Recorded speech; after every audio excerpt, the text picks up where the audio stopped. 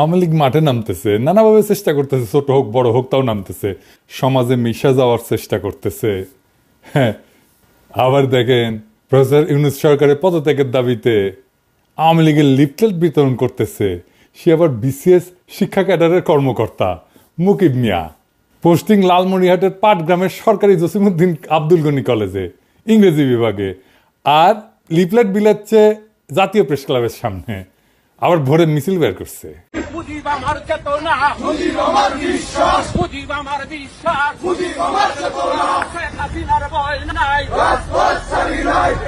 Slogan আবার দিচ্ছে ওই মুকিম, ওই ছাত্রলীগের কেন্দ্রীয় কমিটির সাবেক গণশিক্ষা বিষয়ক সম্পাদক ছিল। এইগুলাক যেটি দেখবেন সেটি দাবরানি দিবেন, কোথাও এদের দাঁড়াবার দিবেন না। এটাই হইতেছে এখনকার স্ট্র্যাটেজি। ৪ আগস্ট এই হারামজাদা শিক্ষা ভবনের সামনে মিছিলের নেতৃত্ব দিছে, খুনি হাসিনার পক্ষে প্রকাশ্যে স্লোগান দিছে, তারপরে ৬ মাস ঘুরে বেড়াচ্ছে, পোস্টিং নিয়ে বসে আছে পাটগ্রামে যায়।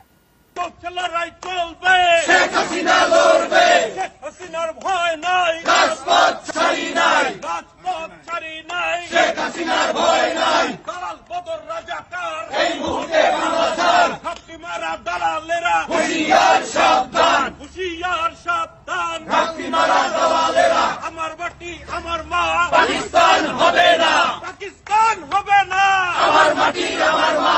শিক্ষামন্ত্রীর বাসায় হামলা কেন? খুনি খালেদা জবাব দে, খুনি খালেদা জবাব দে।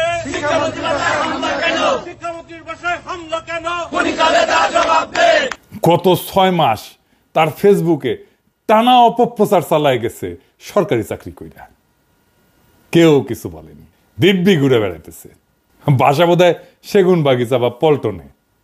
ফেসবুকে যা লিখেছে সেটা ওর নেত্রী হাসিনা ২০১৮ সালে সরকারি কর্মচারী একটা শৃঙ্খলা এবং আপিলের যে বিধিমালা ৩ খ এই ধারা অনুযায়ী শাস্তিযোগ্য অপরাধ করছে, তাও সে আছে। শিক্ষামন্ত্রী হচ্ছে বিএনপির পছন্দের মন্ত্রী, ওই ডায়াপার পরা ওয়াহিদুদ্দিন মাহমুদ। ৩০শে সেপ্টেম্বর আমি পোস্ট দিছিলাম এই ভিডিওর, ওই মাউসির সামনে স্লোগান মাস্টার কে নামও পাওয়া গেছে। ১ নম্বর তরিকুল ইসলাম ৩৫তম বিসিএস, সাদিয়া সুলতানা ৩৫তম বিসিএস, দিদারুল ইসলাম ৩৪তম বিসিএস, আর মুকিব মিয়া যে স্লোগান দেওয়া ৩৩তম বিসিএস, বিজয় কুমার ঘোষ ২৪তম বিসিএস, স্বরূপ কাহালি ২৪তম বিসিএস, ওই স্লোগান দিচ্ছে, স্বরূপ কাহালির স্লোগান দিচ্ছে। জাফর আলী ১৬ বিসিএস, ওই এই প্রোগ্রামের মূল আয়োজক। মনিরুল ইসলাম ২৪ BCS, doctor Enamul Haque ২৪ BCS. এরা কে কোথায় আমরা জানতে চাই। এই ভিডিওর কমেন্ট বক্সে লিখে দিবেন কে কোথায় আছে জানেন কিনা, তারপরে ওদের ধরেছি।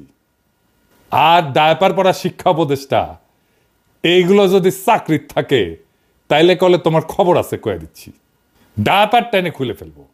এর মধ্যে এই যে মাসুম রেজা ডয়েসে ভেলেকে সাক্ষাৎকার দিতেই পারে, কিন্তু শেষে কি কইছে দেখেন, কইছে আমরা যে ছাত্রদের বৈষম্য বিরোধী আন্দোলন করেছিলাম, বৈষম্য দূর করার কথা বলেছিলাম, তার সুযোগ নিয়ে এমন এক শক্তি চলে এসছে যা সম্পূর্ণরূপে বাংলাদেশ বিরোধী, যে বাংলাদেশের স্বাধীনতা মূল ভিত্তি যেগুলা সেগুলার বিরোধী।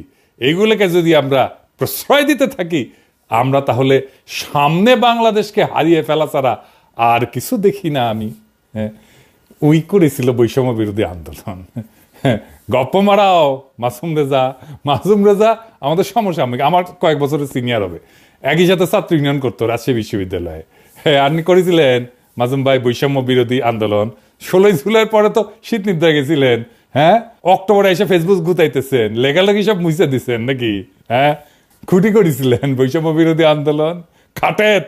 হ্যাঁ, ২৫ সুন্দর সুন্দর মাইয়া নিয়ে তো নাটক টাটক করেন, হ্যাঁ করতেও পারেন খাটেত। হ্যাঁ, বৈষম্য বিরোধী আন্দোলন মুক্তিযুদ্ধ করেছে আপনাদের আগের প্রজন্ম খাটে, আপনিও করেছেন হয়তো। মেজর ডালিমকে নিয়ে ২ বিসিলা কইয়া পোস্টার লিছিলেন না? তো আমাক পোলা পানি সে কয় যে মেজর ডালিমের 2টা বিসি পাঠিয়ে দিই, মাসুমের 2টা বিসি ছিঁড়ে নিয়ে। হ্যাঁ, বুঝছা চাইছিল কলে পোলা পায়, আমি ঠেকাইছি। হ্যাঁ, পাঙ্খা গছেছে মাসুম ভাই। হ্যাঁ, নতুন বাংলাদেশে নতুন বয়ানের সংস্কৃতি চর্চা হবে। পুরো হাসিনার আমলে আওয়ামী ফ্যাসিবাদের বয়ান উৎপাদন করেছেন, ওই ন্যারেটিভ চলবি না। আপনাদের নতুন নাটক লিখতে হবে, নতুন সংস্কৃতি চর্চা করতে হবে। আমাদের বাংলাদেশ বিরোধী বলবেন না, ভুলেও না, কখনো না, কেউ যেন না বলে। এই আমাদের বাংলাদেশ বিরোধী বলবেন, বিসি টাইনা ছিঁড়ে ফেলবো একেবারে। আপনার সাথে ব্যক্তিগত পরিচয়ের সূত্র ধরে বলতে চাই, অ্যান্টি ফ্যাসিস্ট শক্তির সাথে আপনাদের অ্যালাইন্ড হইতে হবে। আমার বাবা নাটকের লোক ছিলেন, আমি চাই আপনাদের সাথে কথা বলতে আপনাদের কনসার্ন শুনবো, আর আমাদের এক্সপেকটেশন শুনবেন। আমরা এনশিওর করব নিরাপদ সংস্কৃতি চর্চার। আপনি আওয়ামী বয়ান উৎপাদন করবেন, আবার ঈশা ওটা পারবেন না, করতে দেওয়া হবে না। আওয়ামী বয়ান আমরা ধ্বংস করে দেব, দেবই দেব। আমরা পারি কিনা সেটা তো দেখিছেন। আর ভাইবেন না যে এডি বসে খালি আওয়াজ দিই, তাই না? এডি আওয়াজ দিব, ঘটনা ঘটবে বাংলাদেশে। দেখেন চিটাগাঙে স্যাম্পল দেখেছি। একটু আগে আমি যখন ঘুমানোর আগে আমি বাসায় দেখছি পিনাকি ভাই লিখছে যে নেভি কনভেনশনে নজিবুল হোসেন মাইজবেন্ডারি এবং এমপি সনি এই দুজন এখানে অবস্থান করতেছে। রাতে খাবারের দাওয়াতে আসছে ওরা। এটা শোনার পরে আমরা এদিকে আসছি, আমি আর আমার ছোট ভাই আইমান, আমরা দুজন এখানে আসছি। আসার পর দেখতেছি আমাদেরকে নৌবাহিনী অসহযোগিতা করছে। প্রয়োজনে শক্তি প্রয়োগ করতে হলে করব, শক্তি প্রয়োগ করতে হবে, কারণ প্রতি বিপ্লবী কর্মকাণ্ড এখনো চলমান। তাই আমাদের লড়াই এখনো শেষ হয় নাই। অনেক অমীমাংসিত ইস্যু আছে, সেগুলো সেটেল না হওয়া পর্যন্ত ক্ষমতার সাথে পাল্টা ক্ষমতার লড়াই হবে। ওপেন প্রস্তাব হয় নেগোশিয়েট করেন, অথবা হেড অন কলিশন করেন, চয়েস আপনাদের। বটম লাইন, আওয়ামী লীগ আওয়ামী বয়ান আমরা রাখবো না। কেউ আমাদের এই মিশন ঠেকাতে পারবেন না। কথা বলেন আমাদের সাথে, নিশ্চিত করব আপনার নিরাপদে সংস্কৃতি চর্চা করবেন। আর যদি ঘাড়তারামি করেন, আর্মি দিয়েও কিছু করতে পারবেন না, কেউ ঠেকাইতে পারবেন না আপনাদের। এবার আসেন এই আওয়ামী লীগ নিয়ে আমরা কি করব সেটা নিয়ে একটু আলাপ করি। আওয়ামী লীগ নিয়ে বহুত মানুষ বহুত পেরেশানিতে আছে। ওরে কি নিষিদ্ধ করা ঠিক হবি? আমরা কেমনে তাহলে তাকে নিষিদ্ধ করব? এত বড় একটা রাজনৈতিক দল, আসেন এটা নিয়ে আলাপ করি। আওয়ামী লীগ কেন নিষিদ্ধ করা দরকার, এটা নিয়ে নালা আর আলাপ আছে। আওয়ামী লীগের ব্যাপারে আমাদের অনেকের নালিশ আপনারা শুনিছেন যে জুলাই বিপ্লবীরা লীগরে ব্যান করতে চায় এবং বিএনপির কারণে করতে পারতেছে না। এই সরকারের পজিশন কি এই ব্যাপারে? তারা কখনো বলটা পলিটিক্যাল পার্টিগুলোর দিকে দেয়, কখনো ইলেকশন কমিশনের দিকে দেয়, ইলেকশন কমিশন আবার সরকারের দিকে দেয়। এই বল চালাচালি চলিচ্ছে আর কি। ওইদিকে দু একজন অ্যাডভাইজার আবার কইছে যে আওয়ামী লীগ একটা বিশাল ঐতিহ্যবাহী দল, এইটার তো অনেক কর্মী আছে। বিএনপিও আবার কয় এটার তো অনেক কর্মী, এদের কেমনে আমরা নিষিদ্ধ করব, আদর্শকে কেমনে নিষিদ্ধ করা যায়। আবার কেউ এসে কয় আওয়ামী লীগ এটা গোপন সংগঠন হয়ে যাবে।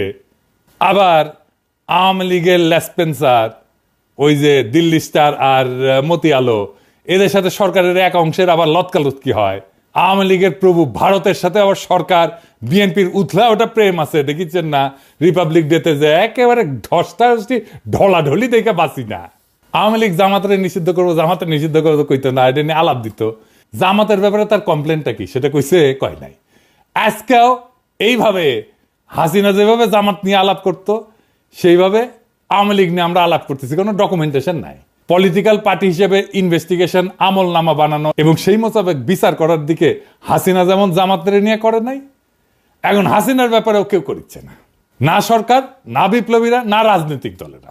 অনেকে কয় হাওয়ার উপরে আওয়ামী লীগকে ব্যান করা হবে। এটা সত্য যে হাওয়ার উপরে একটা দলরে ব্যান করা যায় না। তো হাওয়ার উপরে ব্যান করা আর ওয়ারেন্ট ছাড়া গ্রেপ্তার করা আর আদালতে না পাঠায় হাজারাতে আটকায় রাখা একই জিনিস। লিগ্যাল প্রসেসে আওয়ামী লীগকে নিষিদ্ধ করা যায়, কিন্তু সেই লিগ্যাল প্রসেসে নিষিদ্ধ করার পথে কেউ হাঁটিচ্ছে না। তো তাই বলে কি আমরা আওয়ামী লীগকে নিষিদ্ধ করব না? অবশ্যই করব। তবে আমাদের দরকার একটা clear cut documentation. Awami League একটা ফ্যাসিস্ট দল, তারা ফ্যাসিজম কায়েম কইরা দেশের জনতাকে বন্দি করছে, লুটপাট করছে।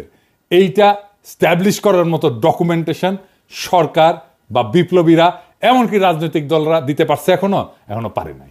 এই ব্যাপারে মন দিতে হবে আমাদের। বিচার বা ব্যান তো পরের মামলা, আপনাদের হাতে তো রাষ্ট্র, এই কাজ তো আপনাদের করতে হবে।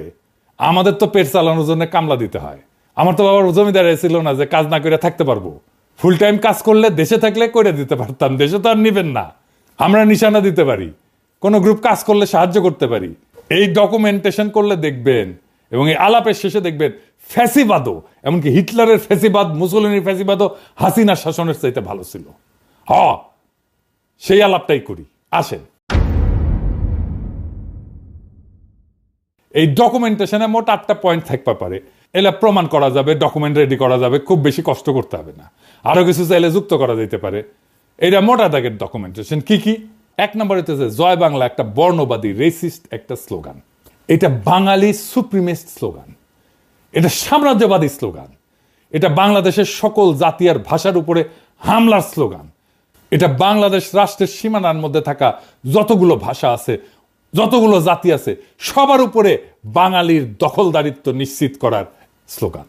সে দখল করে নিতে চায়, সে জয় করতে চায়, এমনকি জাতিসংঘের ইন্টারন্যাশনাল চুক্তিরও এটা ভায়োলেশন।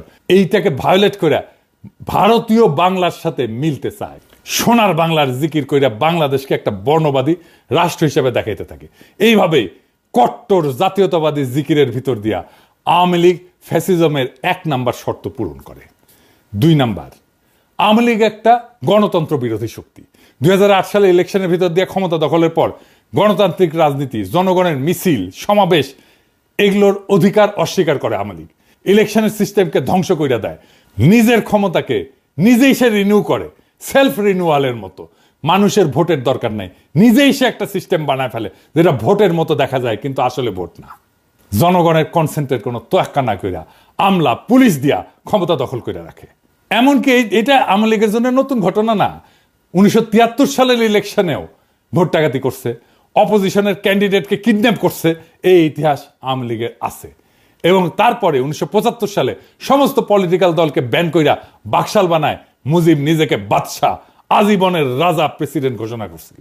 হাসিনা যে শেখ মুজিবের এই বাকশাল থেকে বাইর হয়ে আসছে তা না, নামটা দেয়নি বাকশাল, কিন্তু এটা করছে ডাবল বাকশাল। বাকশালের পক্ষে মিডিয়ায় কলাম লেখা হয়েছে, বই ছাপা হয়েছে, হাসিনার বুদ্ধিজীবীরা এই বই ছাপাইছে, কলাম লিখছে।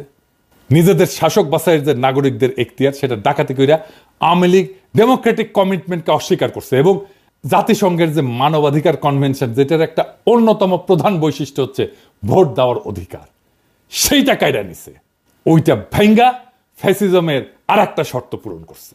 3 নাম্বার, মানুষের বিবেকের স্বাধীনতা এবং ক্ষমতা সরকার রাষ্ট্রের ব্যাপারে নাগরিকদের অমত দেওয়ার যে এখতিয়ার, সেটা রদ করে দিছে আওয়ামী লীগ।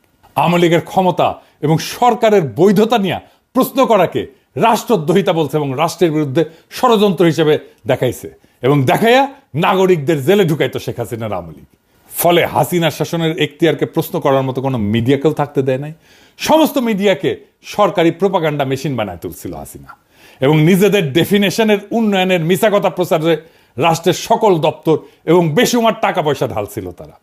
এমনকি প্রাইভেট প্রতিষ্ঠান যেমন মোবাইল কোম্পানিগুলোকে বাধ্য করছিল তাদের প্রোপাগান্ডা প্রচারে। 4 নাম্বার, হিটলারের একটা বাহিনী ছিল, গেস্টাপো বাহিনী। ওই রকম বাহিনীর মতো এজেন্সি বানায় হাসিনা জনগণকে বন্দি করছে, যখন খুশি যে কাউকে তুলে নিছে, টর্চার করছে। তার তো জেল ছিলই, যাদেরকে সে জেলে নিতে পারবে না তাদেরকে আনরেজিস্টার্ড জেলে ঢুকায় রাখছে দিনের পর দিন। হরদম গুমফুম চালাইতে থাকছে হাসিনার এজেন্সিগুলা। বিদেশে যে সমস্ত বাংলাদেশি হাসিনার এই টর্চার, গুমখুন, বৈধতা নিয়ে প্রশ্ন করছে, তাদের দেশে থাকা আত্মীয় স্বজনদেরকে জেলে ঢুকাইছে এবং গুমের হুমকি দিয়া বিদেশে থাকা অ্যাক্টিভিস্টদের থামানোর চেষ্টা করছে হাসিনা। এমনকি দুধের শিশুকেও জেলে আটকাইয়ে রেখা তার বাপ মাকে ব্ল্যাকমেল করছে, বাচ্চাকে খাইতে না দিয়া তার বাপ মাকে বাধ্য করার মতো কাম করছে হাসিনার এই এজেন্সি। 5 নাম্বার, রাষ্ট্রের সকল দপ্তরকে দখলের মধ্যে দিয়া সরকারের প্যারাল কোনো প্রতিষ্ঠান থাকতে দেয় নাই হাসিনা। গুড গভর্নেন্স মানে তার একটা শর্ত আছে। এই গুড গভর্নেন্সের শর্ত হিসেবে সরকারকে চেক দিতে justice system, election commission, local government, parallel প্রতিষ্ঠান বানায় ব্যালেন্স অফ পাওয়ারের স্ট্রাকচার দাঁড় করানো দরকার। পাবলিক সার্ভিসে নিজ দলের কর্মীদের ঢুকেছে। বায়োডাটা নিয়ে যাই কিংবা যখনই যাদের প্রশ্ন করি যে এই ব্যক্তি এরা সুযোগ্য, উনি জিজ্ঞেস করেন এরা কি ছাত্রলীগ করেছে। পুলিশকে দলের একটা আলাদা শাখা বানাইছে, আমরা বলতাম পুলিশ লীগ। পুলিশের মধ্যে আওয়ামী লীগের কর্মী ঢুকাইছে, দলে দলে, 1-2 না। ইলেকশন কমিশনকে দলের এজেন্ট বানাইছে। এমনকি আদালত হাসিনার অধীনে একটা দপ্তর হয়ে গেছে। দলের লোকজনের দেদারসের জজ বানাইছে, হাসিনার হুকুম না মানা জজদের খেদায় দিছে। এই সমস্ত ঘটনার মধ্যে দিয়ে জাস্টিস সিস্টেম এতই সরকার অধীন হয়ে পড়ে যে পুলিশ বাহিনীর আদালত নামে আজব একটা জিনিস বানায় তারা। পুরা জাস্টিস সিস্টেমকে পুলিশের অধীন দপ্তর হিসাবে এতটাই নর্মাল করে তোলে হাসিনা যে একজন আসামিকে আদালত আর পুলিশের রিমান্ডে পাঠায় না। আপনারা দেখছেন না, পত্রিকায় লিখতেছে পুলিশ রিমান্ডে নিছে, এইভাবে নিউজ লেখা শুরু করে। রিমান্ডে তো পুলিশ নিতে পারে না, রিমান্ডে আদালত পাঠায় পুলিশের কাছে, কিন্তু মিডিয়া লেখে পুলিশ রিমান্ডে নিছে, মানে রিমান্ডে নেওয়ার অধিকার দায়িত্ব এটা নাকি পুলিশের। কি চমৎকার জাস্টিস সিস্টেম। 6 নাম্বার, ফ্যাসিজমের জন্য আদি আদি ইতিহাসের দিকে তাকাই, তাহলে দেখবো যে ফ্যাসিবাদের মূল যে তাত্ত্বিক মুসোলিনি ইটালি, তার সাথে হাসিনার আওয়ামী লীগের আরেকটা মিল আছে। মুসোলিনি ক্ষমতা ধরে রাখতে পারতেছিল না, এবং সেই জন্য হিটলারের কোলে উঠা নাজি প্রোটেকশনের ক্লায়েন্ট হয়েছিল। একই ফর্মুলায় হাসিনাও ক্ষমতা ধরে রাখতে পারতেছিল না, সে ইন্ডিয়ার কোলে উঠা ইন্ডিয়ার প্রোটেকশনে দখলে রাখছিল বাংলাদেশ। 7 নাম্বার, ফ্যাসিজমকে যদি সাকসেসফুল করতে হয় তাহলে পাবলিক এডুকেশন সিস্টেমে পুরোটা দখল করিয়া মগজ ধোলাই করিয়া দরকারি নাগরিক মন বানাইতে হয়।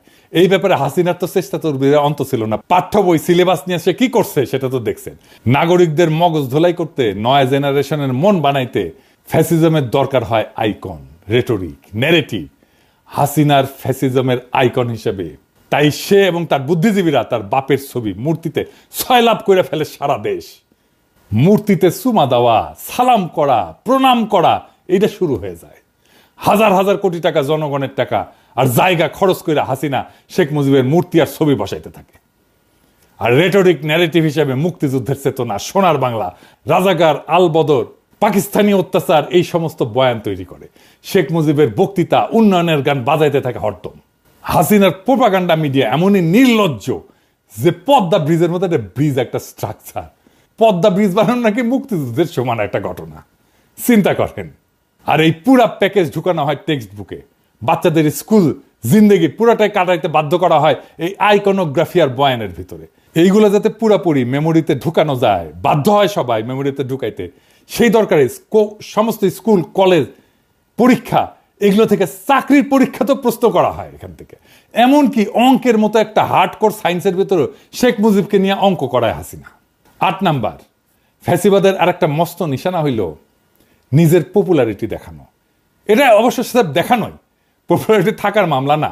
এইটা করার জন্য তারা প্রায় ইলেকশনের বাহানা করে, ইলেকশনের মতো একটা সিস্টেম করে। ঠিকঠাক ইলেকশন দিতে পারে না, কারণ ফ্যাসিজমে তো হারার কোনো আইডিয়া নাই। ইলেকশনে হাইরা ক্ষমতা ছাড়ার ব্যাপারই নেই, ফ্যাসিজমে থাকা সম্ভবই না।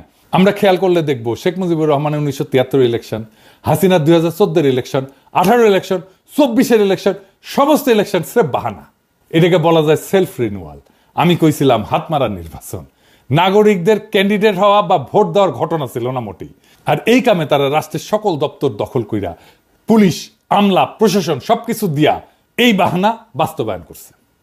ফ্যাসিবাদের যে ক্লাসিক এক্সাম্পল, সেই ক্লাসিক এক্সাম্পলের এই অভিজ্ঞতাগুলো হাসিনা আমাদেরকে দিছে।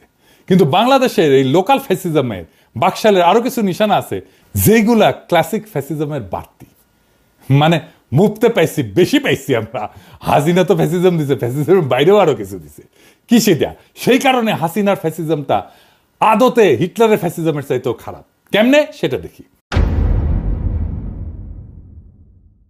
ধরেন ফ্যাসিজমকে যদি আমরা একটা রাজনৈতিক মতবাদ হিসেবে দেখি, সেটার একটা তাত্ত্বিক এবং প্র্যাকটিশনারের নাম হচ্ছে মুসোলিনি, ইটালির, এবং তারপরে হিটলার।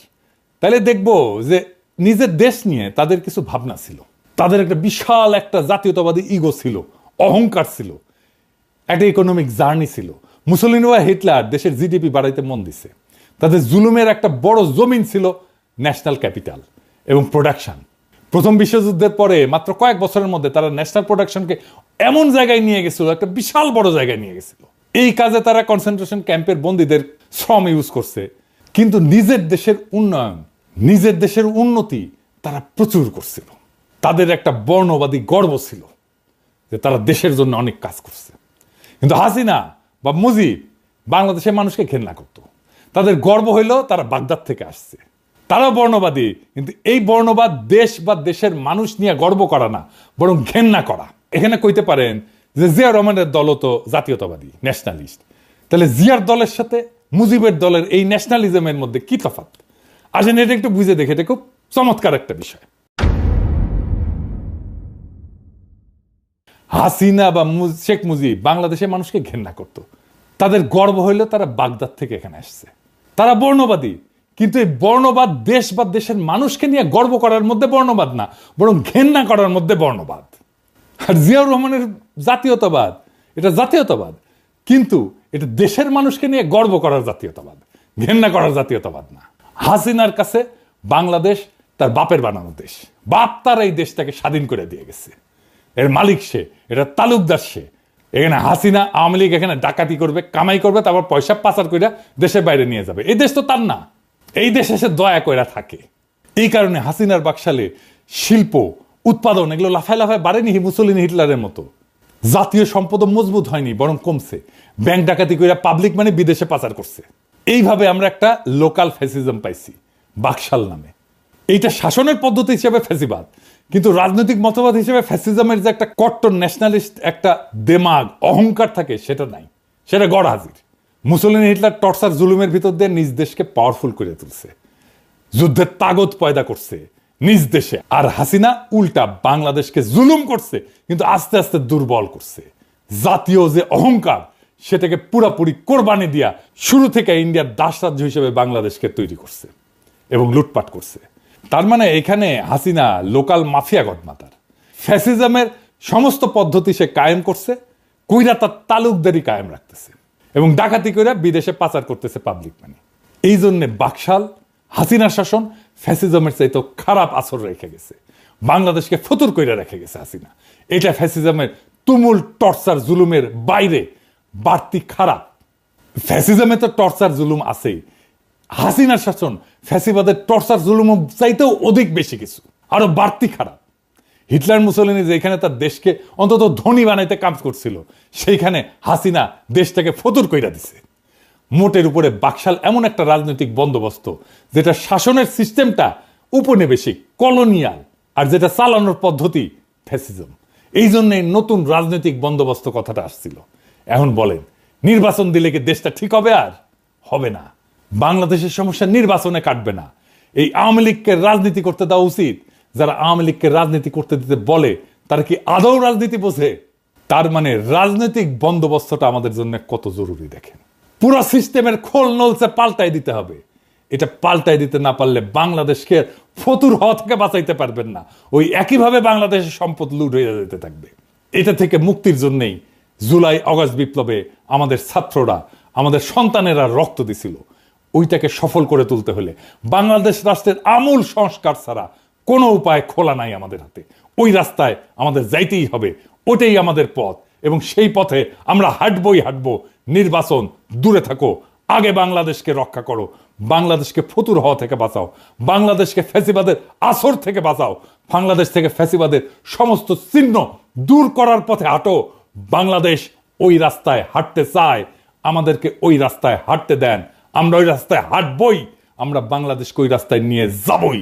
ইনকিলাব জিন্দাবাদ।